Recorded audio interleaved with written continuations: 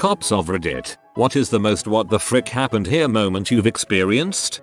EMT, but I got to jump in on this one. We responded to a call at a Motel 6 near Washington DC. We get to the room and there's a skinny guy in tighty whities at the door screaming incoherently. We go inside the room and see what he's pointing at, a dude about 300 pounds, butt naked, covered in baby oil, that was completely unresponsive on a tarp. We try to get him on the stretcher, but he keeps sliding off. We use the sheets and even curtains to try to get the oil off him, to no avail. We eventually have to call the fire department to help us get him up, and even when we get him on the stretcher, he slides right off. Eventually, we get him strapped in and take him to the hospital. He passed away without ever regaining consciousness. Apparently what happened was this married father of 3 flew to DC to meet his internet boyfriend. One of their kinks was the dude taking Ambien and letting the other guy face frick him. Doctors suspect that the Ambien caused his epiglottis to relax, and baby oil got into his lungs, where it blocked his alveolar. I'm still curious how notifying the family went on that one. Former cop was a rookie deputy and got this call that a man got his foot caught in a garden tiller and was bleeding profusely. It was a 20 minutes drive running code, so I had time to plan out my actions. I figured the ambulance would be about 10 minutes behind me, so I was gonna tourniquet above the knee and I assumed he'd be unconscious and or needing CPR. I get there and it's a big butt farm building with 2 guys just standing there smoking. I grabbed my medic bag, not a medic but it had tourniquet, collars, gauze etc. I run towards them to ask where the patient was and they were white as a ghost just smoking while pointing behind them. I went inside and behind a big John Deere tractor was a huge PTO driven tiller about 7 feet wide and 3 feet tall. There was my victim, with his back against the tractor tire. His left leg was sucked in the tiller and wrapped twice around it with the sole of the shoe next to his face and toe pointing towards the left. His femur shot out underneath the tiller and was beautifully white with no blood. He looked up at me and said, "Can you help me now? Keep in mind, I'm 21. Thought this was a garden tiller and assumed I'd be able to do something, but I was completely out of my element. 2 ambulances, the rural fire department extrication team, a welding company to cut the machine apart on scene, a helicopter and a surgeon that came to amputate on scene. Later he was free. I want to pass out just from hearing this story. Can't imagine what it must have been like to be there. Late to the party, but my favorite so far has got to be the tale of the UFO aliens. I was a cop on the res for a while and had my fair share of crazies. One night, I'm out driving around and I get a call from dispatch. There's a UFO out in one of the farmers' fields. Okay, so I get to the house and talk with the guy. We know each other, he doesn't seem to be that loony. I turn my spotlight onto said field and sure as crap, there's something not quite right there. It's metal and crap. So I go bebopping through the furrows and hoping my scardiness isn't showing, because this is freaky. It was an autumn night with the wind howling and clouds blowing overhead. I get closer. I have one hand on my holstered gun and the other shining my flashlight. I was rehearsing what I was going to say to our new overlords and then my brain finally clicks as to what the frick it actually was. A wad of those stupid mylar balloons, all blown up and caught on some weeds. I'm talking like 20 of those suckers, just chilling and scaring the crap out of me. I grabbed them and walked back out to the farmer. He started laughing and then I did too. I handed them over to him and got back in my squad, still shaking. The sad part was, he passes away a few years ago, and his family gave me those deflated balloons that he had kept. I have them in my basement now. ETA, holy crap. I work overnight, so I apologize for getting back to everyone so late. I used to work as a cop on the Sisseton-Wahpeton Reservation in South Dakota. Loved every second of it, from playing stoop with the little kids, where we'd sit on the front steps of someone's house and eat snacks, to finding all the different loopholes to get someone help. I miss it, but it's not conducive to family life either. Thanks everyone for all the upvotes, awards, etc. too. I'm taking a slightly different approach in answering this question. A couple of months ago, I got a QA questionable activity call. It's a catch-all for anything suspicious. The caller stated she believed someone had snuck into her backyard, climbed up onto her second floor deck and then left an imprint of their dong on her sliding door. I show up to the call about 5 minutes later and she's mad at me because I didn't schedule an appointment to come over and her kids saw me. She didn't want her kids to think something bad had happened. After we get past her anger towards me for showing up, she shows me the glass sliding door in question. In all fairness to the caller, there was a sizable smudge and imprint on the glass. However, the imprint looked nothing like any dong I've ever seen. In fact, the imprint looked really similar to the dead bird laying on the deck next to the door. When I pointed out the dead bird and explained my belief that no dong had been placed on her door, the caller became incredibly irate and told me she moved to our city because it was supposed to be very safe. But now she was thinking of moving away because naked people throwing dead birds at her house was more than she could handle. Realizing I would not be able to rationalize with dong bird, I left and wrote my report. Some people don't deserve to call 911. OP trying to paint themselves as in the right here by just casually glossing over the fact that the bird was hung like a horse. Check below for a police sketch artist's rendition of the suspect. My dad told me the one time he went to a house and a woman pulled something out of her shopping bag and started hitting him with it. He's trying to stop her but the other officers are all laughing. Finally he realizes that she's beating him with a corn cob. Haha, a plot twist. One time we got a call about a minor wreck in a highway corridor. We get there, I'm handling the accident. 100 yards down there is a car on flats, and another further down from that, unrelated to the accident. One of the drivers walked back to us and told us a sketchy guy had been stopping at these cars to offer his help in fixing the flats. The theory was that he threw something on the road to flatten the tires so that he could help and get money from the drivers. I'm stuck at the back end of this mess, on the radio trying to get another unit to detain the shady guy. All of a sudden I look over and there's a guy in nothing but a hospital gown and an IV hanging out of his arm just toddling along the shoulder. The nearest hospital was several miles away, so I have no idea how he covered that distance with nobody noticing. So here I am with 1. A car wreck, 2. A guy possibly flattening tires on purpose, and 3. An escaped hospital patient. All completely unrelated, on a major highway late at night. What was the deal with the hospital patient? This one happened to my friend, first day on the job. He's driving with his partner. Normally we don't have partners, but for the first 6 months when you start you are paired up. Also, we have community volunteers, which are like unarmed but trained individuals who assist the peace officer. So 3 people total. He's driving down a highway when he sees a man on the side of the road near an entrance to an access road for a cottage. The man is naked and covered in blood and pointing down the access road, trying to get their attention. Turn on lights and go down road. The man is signaling them, and when they pull over he just leaps into a woods and starts running alongside the road. They follow. They get to a cottage and the door is open. They turn to look at the naked man and he's gone. Vanished into the woods. There is also visibly blood all over the door and deck. Supervisor gets out, goes into the trunk, gets the shotgun and gives it to the unarmed auxiliary, saying something like, "Cover out back and try not to shoot us. We are going in." He and my friend draw their pistols and go. When they get inside there is blood everywhere,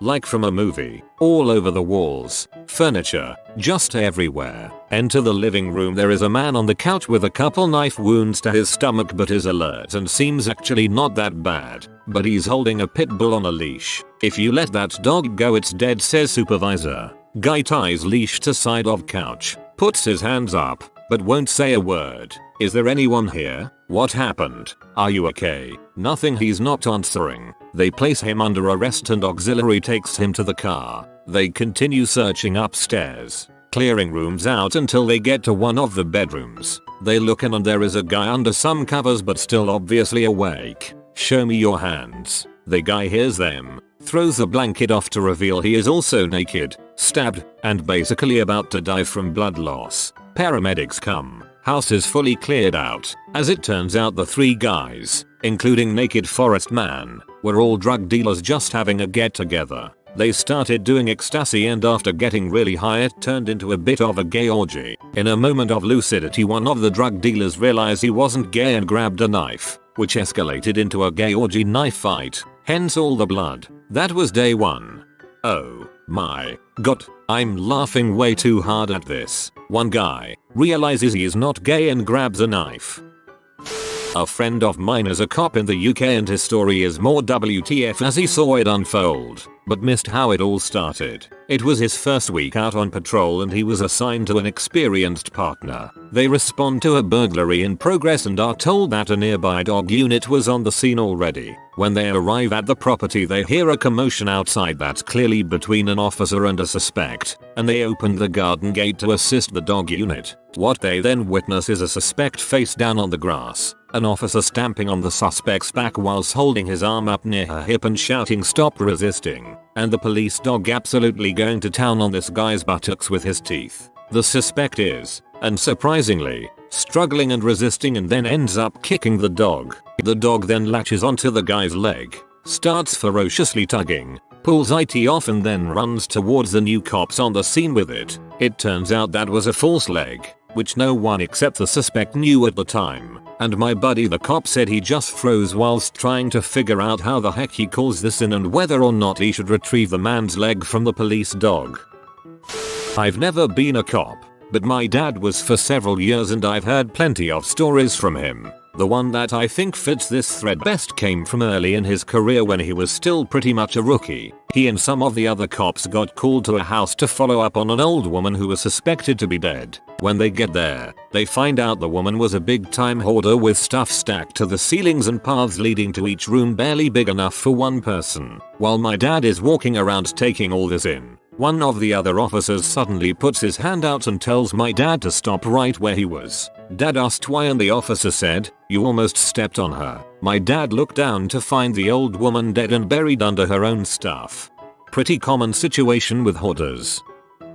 I found 3 kids one day running next to a busy highway. The oldest was 5. We finally got them identified and figured out they lived about a mile away. We got there. They were in the care of their adult, 20-ish, sister while their parents were on vacation for 2 weeks. The sister decided she'd rather pop Xanax and smoke weed than deal with the kids, so she locked them in their bedroom for about 10 days, occasionally sliding food and water past the door. There were pee stains on the baseboards in the bedroom from where the kids had decided their bathroom should be. Finally the 5-year-old had enough and figured out how to unlock the bedroom window and make a break for it. That's nowhere near the darkest stuff I've seen. We don't like to talk about it.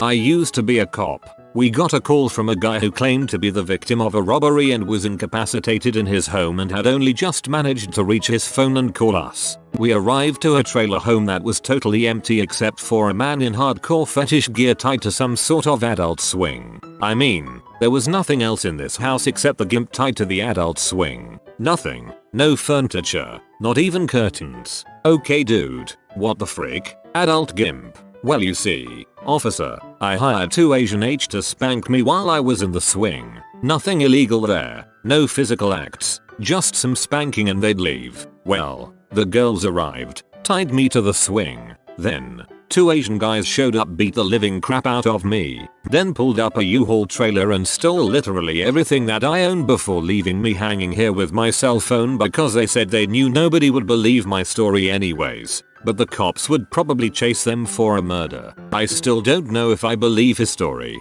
but never found any evidence to suggest that he was lying either. I just didn't find anything at all. This is like a Quentin Tarantino film. Opening scene. Cops show up and slowly, the story is pieced together through a series of seemingly unrelated events in no particular order. In high school I took a criminology course as an elective, and our teacher was a retired officer. When we asked him for his weirdest story, he told us about a repeat offender. The offender was a homeless, gay gentleman that had a penchant for exhibitionism. He said he got a call out for someone exposing themselves in public, and when he arrived on scene, he found said gentleman with his ankles to sky, naked as the day he was born, with a half-empty bag of avocados and a can of Crisco. After taking him to the station, they found the other half of the avocados strewn about the back of their cruiser. Not a cop, but worked as a park ranger, came up on a scene with blood everywhere, hoofs sticking up out of a styrofoam cooler, a truck bed full of blood, beer cans everywhere, and an antelope head on the picnic table. Perfect welcome to a campground full of children. Not my story, a friend's. They were responding to a car accident on the freeway. I don't remember the details, but there are several levels of emergency. This was the lowest level. Nobody seriously hurt. Get here but don't rush. They pull up, and the first thing they see is a severed leg laying in the bushes. Then a car on its roof. Everyone starts to panic a little bit until they figure out what's going on. Turns out the driver has a prosthetic leg and takes it off when he drives. When the car rolled, it flew out the window. Driver was totally fine, just a few bumps and scratches, but missing a leg. Too many to choose from, I forget them all. So how about non-fatal ones that are kinda upbeat? Car in a pond. Guy bought a car, hated it, got so angry he literally drove it into a pond and they left. Ticket for littering cause I jumped in to see if anyone was in the car. Car wrecked in a tree. In a tree, like up in the middle of the branches. I just don't know how. Half missing decomposing dead body from natural death. Turned out the many cats in the house ate half that person. Okay, that one's gross. A ride-along had a warrant and got tased by the officer they were with, trying to run from. That was a more of WTF moment hearing it over the radio. Guy going through a divorce and decided to renovate his house at 2 AM with a sledgehammer by taking out all the walls and furniture, cause his future ex got awarded the house. Didn't arrest him, was still his house. Just keep the noise down please. I used to be a cop and one day I was dispatched to a home invasion robbery in progress. Once I arrived I entered the house where several people ranging from senior citizens to young children were zip-tied wrists to ankles. They said in Spanish that the homeowner was in one of the bedrooms and that he got off some shots at the suspects. I went to that bedroom and just inside the door was an adult male laying face down. I rolled him over and he was obviously dead, having been shot 7 times including one in the forehead area. On the other side of the room was the homeowner. He was still alive and had also been shot 7 times but none were fatal. He was still clucking his empty pistol. He kept saying, "I got those M." Apparently what had happened was that the whole family was in the living room when 4 suspects kicked in the front door. The homeowner said he ran to his room to get his pistol to defend himself as they were coming in. He said he had to load it, so while they zip-tied the family he hid in the room. After a few minutes passed, the dead suspect and the others started searching rooms.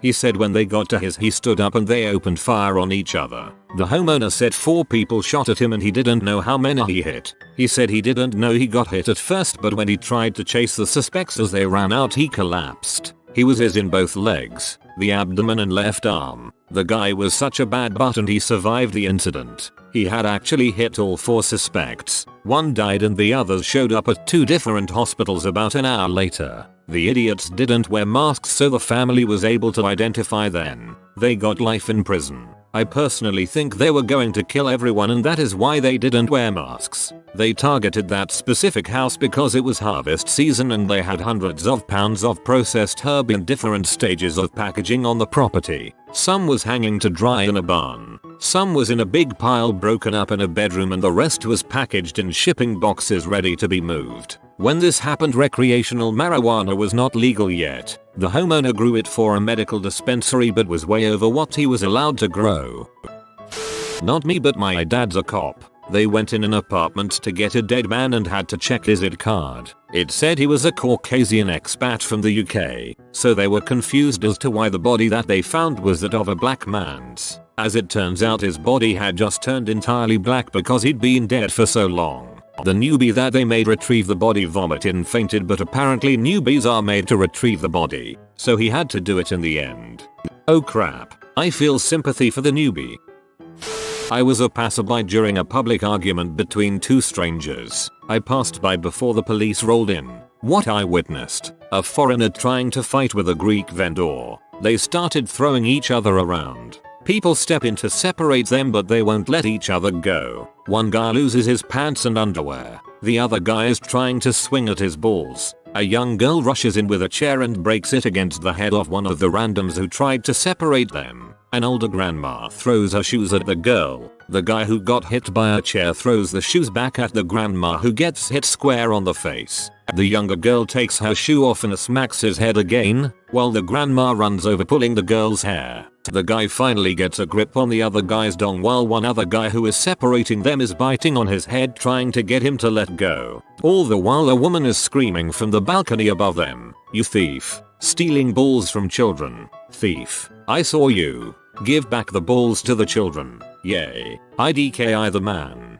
I literally want to see a reconstruction film of this.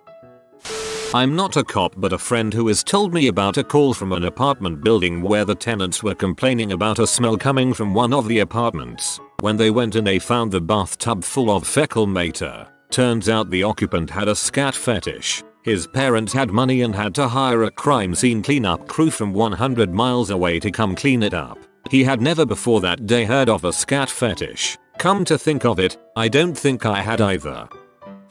Not a cop but my parents were officers who would sometimes tell me things. One night in the jail an inmate was on the floor unresponsive. The officers and nurse come in to give him chest compressions or whatever and the dude is just dead. Turns out he broke off the temple piece off his eyeglasses and somehow managed to wedge it into his chest. So while they were giving him chest compressions they were actually just shoving that piece of his eyeglasses more and more around in his chest. What a creative suicide. You have been visited by the romantic doggo. Comment love is magic so you never fall in the friend zone. If you are new to the channel, you can subscribe. I publish new videos every day. Until then, check another video, or don't. Either way, have a great day you magnificent people.